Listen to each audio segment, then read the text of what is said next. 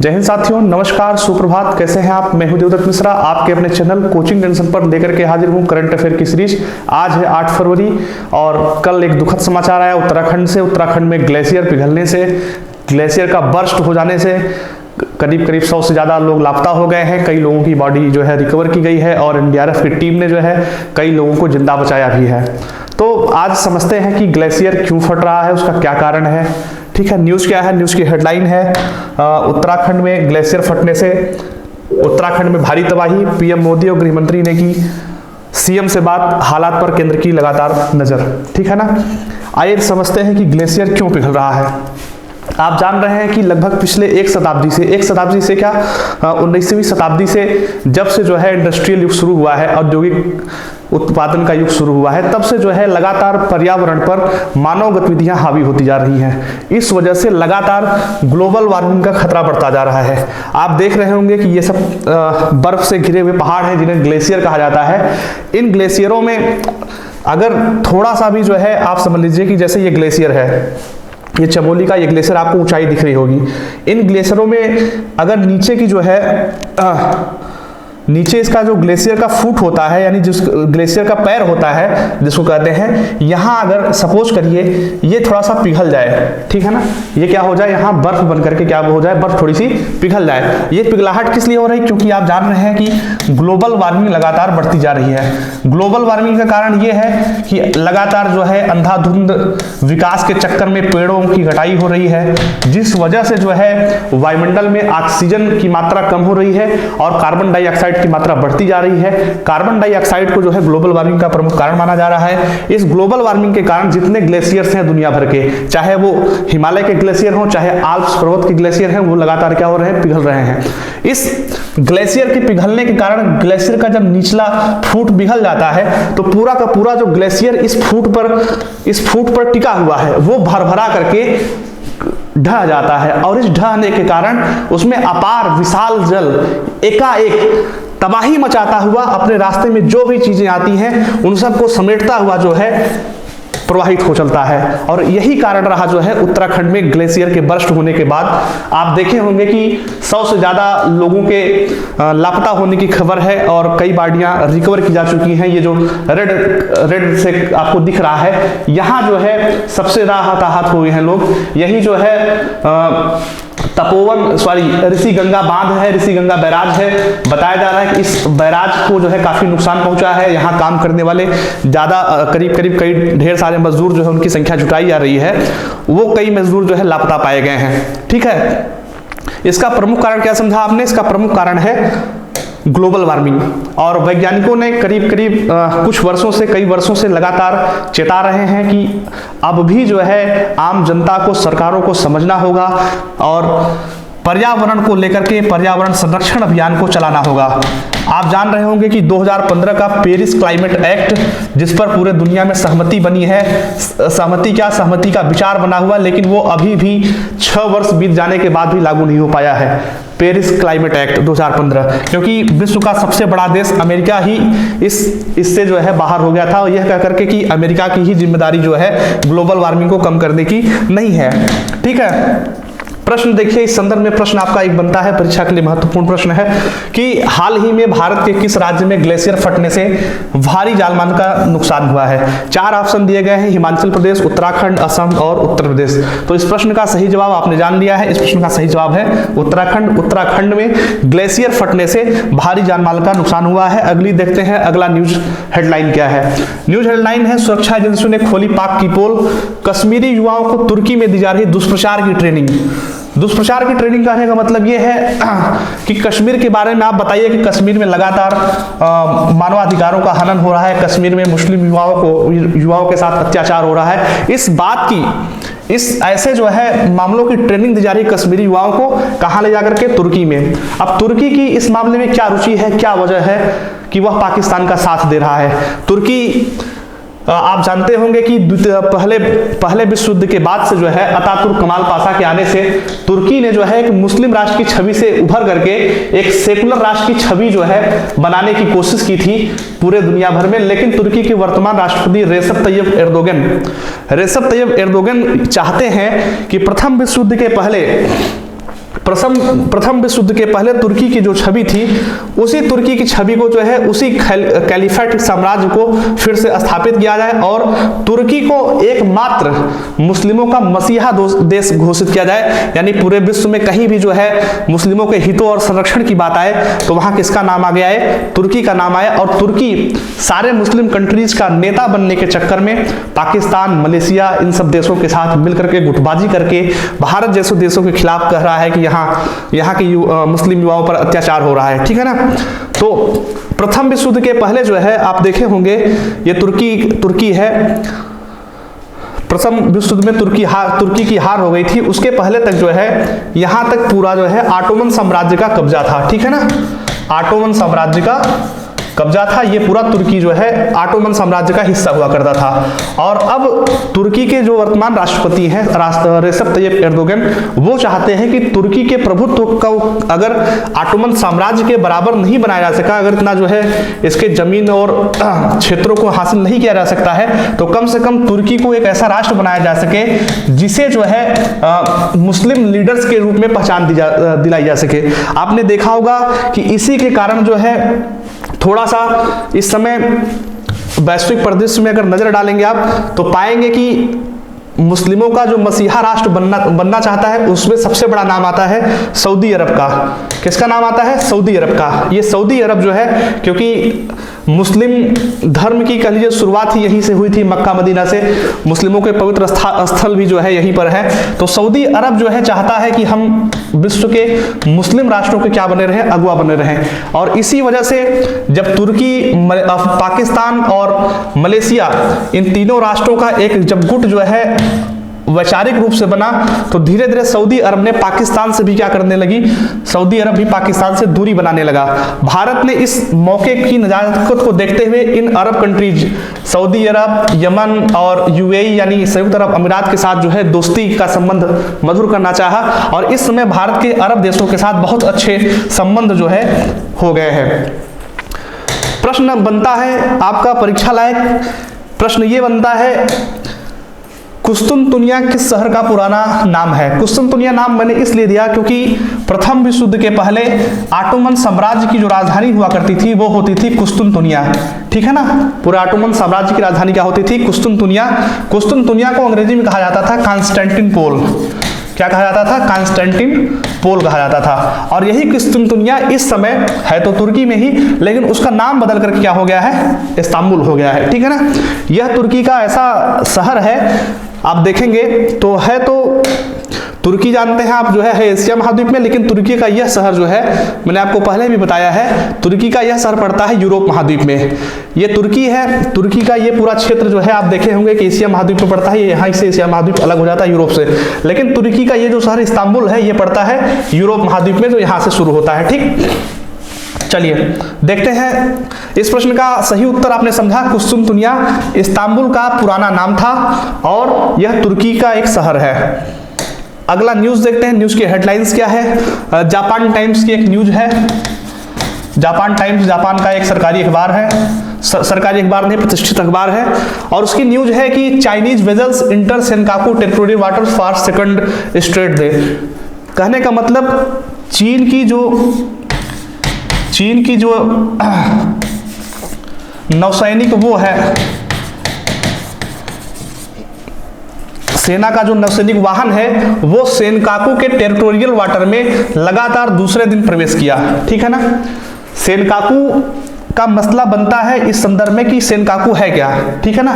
ये जो सुंदर सा आपको द्वीप दिख रहा है ये है सेनकाकू। इसी सेनकाकू द्वीप को लेकर के चीन, ध्यान दे लीजिए, सेनकाकू द्वीप को लेकर के चीन, जापान और ताइवान, इन तीनों में जो है क्या है, तनातनी है, संघर्ष है। ये तीनों कहते हैं कि सेनकाकू आइलैंड किसका है? हमारा हिस्सा है, ठीक है ना। हालांकि इस समय इस आइलैंड पर जो है जापान का प्रभुत्व ज्यादा है। किसका प्रभुत्व ज्यादा है? जापान का प्रभुत्व ज्यादा है। लेकिन चीन भी क्या करता है, इस पूरे हिस्से को अपना मानता है। इस वजह से इसके आसपास वह जो है पिछले कई सालों से अपनी नौसैनिक गतिविधियों को बहुत बढ़ा रहा है और हाल ही में उसके नौसैनिक बेड़े का जो है बेड़ा जो है लगातार दूसरे दिन इसके टेरिटोरियल वाटर में प्रवेश किया। टेरिटोरियल वाटर कहने का मतलब जैसे कोई राष्ट्र है तो उसके 12 किलोमीटर दूर तक का जो जल होता है उसे कहा जाता है टेरिटोरियल वाटर्स, ठीक है ना, उसका क्षेत्रीय जल कहा जाता है उसे, ठीक है ना। यानी उस जल पर उसकी स्वयं की जो है पकड़ मानी जाती है कि वह स्वयं उसका ही हिस्सा है। ये आइलैंड जो है क्या है, विवादित है। सेनकाकू किसके किसके बीच विवादित है, मैंने सही जवाब आपको बताया है। सेनकाकू द्वीप को लेकर चीन और निम्नलिखित में से किस देश के साथ विवाद है? इस प्रश्न का सही जवाब क्या है, चीन और जापान। तीसरा देश भी है, उसका नाम क्या है, ताइवान, ठीक है ना। चीन का पूरा आधिकारिक नाम आप जानते होंगे, मैंने 3 देशों का नाम लिया, चीन, जापान और ताइवान, ठीक है ना।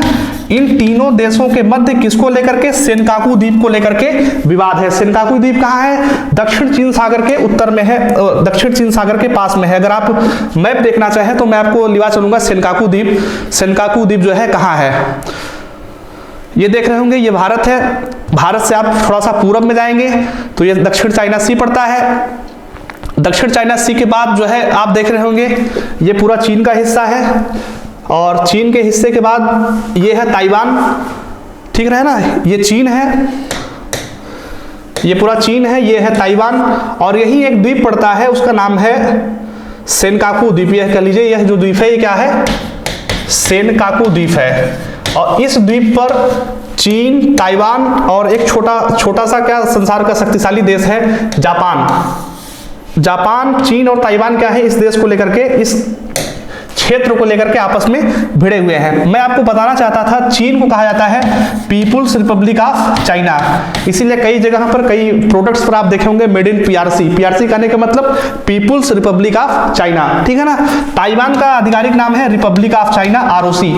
कभी कभी परीक्षाओं में आप कंफ्यूज हो जाते हैं, उसमें क्या दिया जा रहता है, पीपुल्स रिपब्लिक ऑफ चाइना और रिपब्लिक ऑफ चाइना, यानी चीनी गणतंत्र और चीन का लोकतांत्रिक गणतंत्र, ठीक है ना।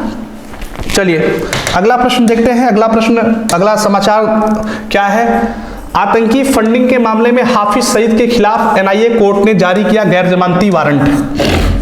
हाफिज सईद का नाम आपने सुना होगा।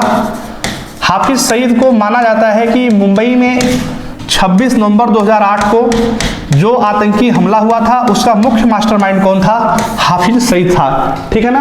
हाफिज सईद को मुख्य मास्टरमाइंड माना जाता है और हाफिज सईद कहाँ का रहने वाला है, पाकिस्तान का रहने वाला है। पाकिस्तान सरकार, सेना और वहाँ की खुफिया एजेंसी आईएसआई का उसे पूरा समर्थन है कि आप जितना भारत के खिलाफ छद्मयुक्त प्रॉक्सी वार चला सकते हो वो चलाओ, ठीक है ना। और इसी 2008 के हमले के बाद एनआईए का गठन हुआ। एनआईए का पूरा नाम है नेशनल इन्वेस्टिगेशन एजेंसी। क्या नाम है, नेशनल इन्वेस्टिगेशन एजेंसी। इस एजेंसी का गठन इसलिए हुआ ताकि मुंबई जैसे हमलों को रोक पाने में अभी तक की जितनी एजेंसियां थी, सुरक्षा एजेंसियां थी, वो सभी क्या हुई, फेल साबित हुई थी। ऐसी घटना दोबारा न हो, इतना बड़ा आतंकवादी घटना दोबारा न हो, इस उद्देश्य से एनआईए का गठन मुंबई हमले के तुरंत बाद कह लीजिए, मुंबई हमला हुआ था 26 नवंबर 2008 को और अगले ही महीने दिसंबर 2008 में कह लीजिए एनआईए एक्ट 2008 लाया गया, ठीक है ना। क्या लाया गया, एनआईए एक्ट 2008 और इस एक्ट के जरिए नेशनल इन्वेस्टिगेशन एजेंसी, राष्ट्रीय जांच एजेंसी का गठन हुआ, जिसका मुख्य काम है आतंकवाद रोधी एजेंसी के रूप में काम करना और आतंकवादी घटनाओं की जांच पड़ताल करना, उसको रोकना, ठीक है। यह जो है गृह मंत्रालय के अंतर्गत एक एजेंसी है। किसके अंतर्गत है, गृह मंत्रालय के अंतर्गत एजेंसी है। और 2019 में एक संशोधन के द्वारा एनआईए अमेंडमेंट एक्ट 2019 के द्वारा इसको यह भी पावर दे दी गई है कि यह किसी भी राज्य में किसी भी जांच के लिए, चाहे वो वित्तीय जांच हो चाहे आतंकवादी जांच हो, उस राज्य की सरकार से कोई पूर्व परमिशन लेने की इसको जरूरत नहीं रहेगी, ठीक है ना, वित्तीय मसलों के संदर्भ में भी, ठीक। चलिए देखते हैं इस संदर्भ में प्रश्न क्या है। इस संदर्भ में प्रश्न बनता है राष्ट्रीय जांच एजेंसी की स्थापना कब हुई थी। आजकल जो परीक्षा में प्रश्न पूछे जा रहे हैं वो कॉन्सेप्चुअल प्रश्न पूछे जा रहे हैं। तो अब देखिए 4 ऑप्शन आपके पास दिया गया है। कारगिल युद्ध के बाद, सन 2000 में मुंबई में हुए 26/11 हमलों के बाद में, भारत पाकिस्तान युद्ध 1965 के समय, भारत चीन युद्ध 1962 के समय। अभी भी मैंने आपको सही जवाब बताया है और आप बिल्कुल सही टिक कर रहे हैं। इस सवाल का सही जवाब है राष्ट्रीय जांच एजेंसी की स्थापना हुई थी सन 2008 में मुंबई हमले के बाद, इसलिए ताकि मुंबई जैसा दोबारा आतंकवादी हमला किसी अन्य शहर पर न होने पाए। एक नई न्यूज है, नई हेडलाइन है, पर्यावरण को स्वच्छ रखने वाले निःशुल्क सफाई कर्मी। ध्यान दीजिएगा, टैगलाइन निःशुल्क सफाई कर्मी। मैं आपको बताऊंगा निःशुल्क सफाई कर्मी से क्या मतलब है, क्या संदर्भ है। तो पर्यावरण को स्वच्छ बनाने वाले निःशुल्क सफाई कर्मियों को मध्य प्रदेश आया पसंद। 2 साल में बढ़े 10-11 गिद्ध का फिगर है। आपको लगता होगा कि गिद्ध का क्या महत्व है अपने दुनिया में, अपने मानवीय दुनिया में गिद्ध का क्या महत्व है। तो भैया गिद्ध का बहुत महत्वपूर्ण है, इसका पर्यावरण संतुलन बनाए रखने में बहुत महत्व है। कैसे महत्व है और इसको क्यों निःशुल्क सफाई कर्मी कहा जाता है, इस बात को ध्यान से समझिए। गिद्धों का जो प्रमुख आहार है वो क्या है, वो है सड़े गले शवों को खाना, ठीक है ना, सड़े गले पशुओं के शवों को खाना, इसका क्या है, मुख्य आहार है।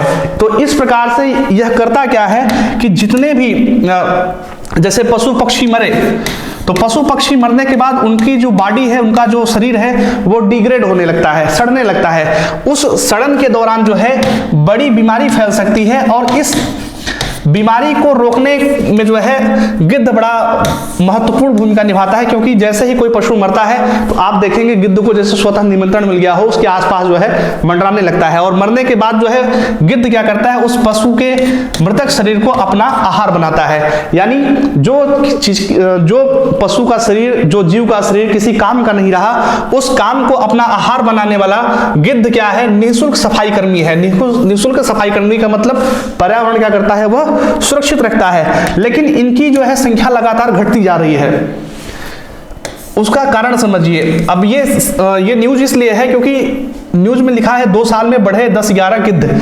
तो बढ़ने का मतलब ये हुआ कि इनकी संख्या कभी न कभी घटी हुई है। घटने का कारण ये है कि आपने देखा होगा, देखा क्या, मैं आपको बताता हूं। जो पशु हैं, पशुओं के संदर्भ में लीजिए, पशु बड़े जैसे गाय भैंस हुई, गाय भैंसों को जो है जब कोई समस्या आती है, खासकर जो है गाय भैंसों को कोई दर्द हुआ या कहीं सूजन हो गई, कहीं बुखार हो गया, तो एक दवा दी जाने लगी थी, उसका नाम था डाइक्लोफिनेक। क्या नाम था, डाइक्लोफिनेक। यह दवा आदमी भी खाते हैं, डाइक्लोफिनेक सोडियम, दर्द में बहुत अच्छा काम आता है, ठीक है ना। डाइक्लोफिनेक सोडियम आप देखेंगे तो दर्द की दवाओं पर लिखा होगा। और यही दवा जो है पशुओं को दी जाती थी बड़े मात्रा में। तो जब पशु खाते थे, पशु के खाने के बाद ये डाइक्लोफिनेक का कुछ अंश जो है पशु के शरीर में जो है मौजूद रह जाता था, ठीक है ना, गाय भैंस के शरीर में मौजूद रह जाता था। और जब गाय भैंस मरते थे तो उनका शव जब ये गिद्ध महाराज खाते थे तो गिद्धों के शरीर में भी वही डाइक्लोफिनेक का अंश चला जाता था, ठीक है ना, किसका, डाइक्लोफिनेक का। और यह डाइक्लोफिनेक इनकी किडनी के लिए बड़ा खतरनाक था। उनकी किडनी जो है फेल होने लगी और जब एकाएक गिद्धों की संख्या में लगातार कमी आने लगी तो यह परीक्षण किया गया कि भाई ऐसी कौन सी वजह है जिसकी वजह से जो है गिद्ध लगातार कम होते गए। तो पाया गया कि पशु जब मरते हैं तो उनके शरीर में जो डाइक्लोफिनेक है वही उनकी किडनी को फेल करने की मुख्य वजह है, ठीक है ना। तो उनकी संख्या को रोकने, उनकी संख्या को बढ़ाने के लिए डाइक्लोफिनेक दवा को पशु इस्तेमाल के लिए प्रतिबंधित कर दिया गया है, ठीक है ना। अब डाइक्लोफिनेक नाम की दवा किसी भी पशु के उपचार में प्रयोग में नहीं आती है, ठीक। देखते हैं इस संदर्भ में प्रश्न अपना क्या बना है। प्रश्न बना है गिद्धों की असामयिक मौत निम्नलिखित में से पशुओं को दी जाने वाली किस दवा के कारण हो रही है। बहुत महत्वपूर्ण प्रश्न है। आप मान के चलिए कि परीक्षा में कम से कम 30-40 परीक्षा में बार बार पूछा गया है। स्टैटिक प्रश्न है लेकिन महत्वपूर्ण है, जानना जरूरी है। और इसका ऑप्शन आप सही जान ही गए हैं। 4 विकल्प दिया गया है, पैरासिटामोल, डाइक्लोफिनेक, एमॉक्सिलिन व पोटेशियम कैलकुलेट और एस्पिरिन। तो सही जवाब इसका क्या है, डाइक्लोफिनेक, ठीक है ना। सही जवाब क्या है, डाइक्लोफिनेक।